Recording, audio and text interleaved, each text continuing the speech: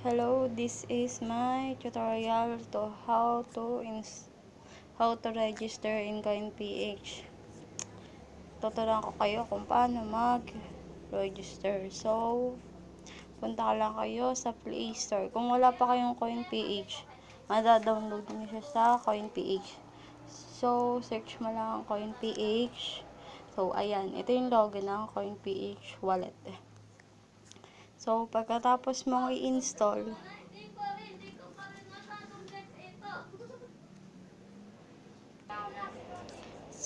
ayun. So, pagkatapos mong i-install, open nyo siya. Available din siya sa iPhone. So, kahit saan, pwede mo siya ma-download. Yan. Skip. Then, click lang ang manual registration. Lagay mo yung number mo. Wait lang. Number kasi naka 933.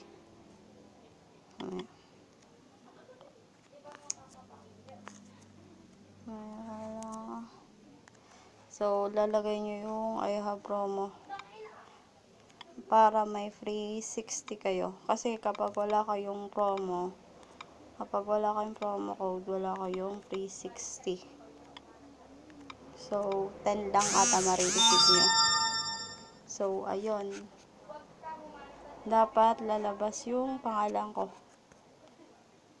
Wait nyo.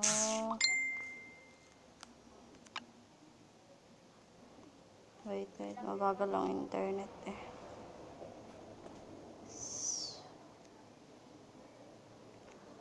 So, ayun. Dapat lalabas yung pangalan ko. Dayan. Referral from Dayan. So, create kayo ng mobile numbers. Yun, create tayo na mobile numbers ako. Tapos, pag nakapag-create na kayo ng wallet, enter the verification sent. Check nyo inbox nyo. So, wag nyo po ibabak siya. Wag nyo ibabak. Hintayin nyo lang po. Kung matagal naman, pwede kayong gumamit ng ganyan. So, pag may verification code na kayo, ay lagay nyo na to. 600. Admit. Create your PIN. Yun, nag-create ka ng PIN mo. Dalawang ulit lang siya. Yun, lalabas itong complete this step. Verify your ID. Take a selfie. Bago nyo ma-receive yung 60 nyo, kailangan complete yung level 2 limits nyo. I-verify nyo yung email verification.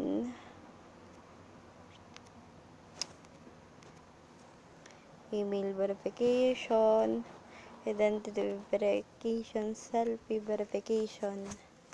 Kailangan naka-verify ang tatlo. Click nyo lang itong verify. So, sa identity verification, ayun, sa selfie verification, dapat hawak-hawak nyo yung ID nyo or any valid ID. Tapos, sa identity verification,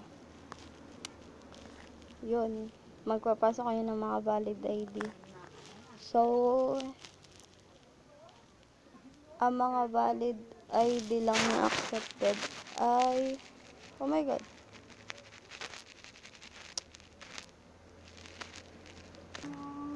so yun po, dapat complete na itong level 2 para ma-receive nyo yung 60 pesos nyo. Magkakaroon ng laman yung magkakaroon ng 60 ang PHP. Ibig sabihin, complete na yung level 2. So, yun lang. Bye-bye.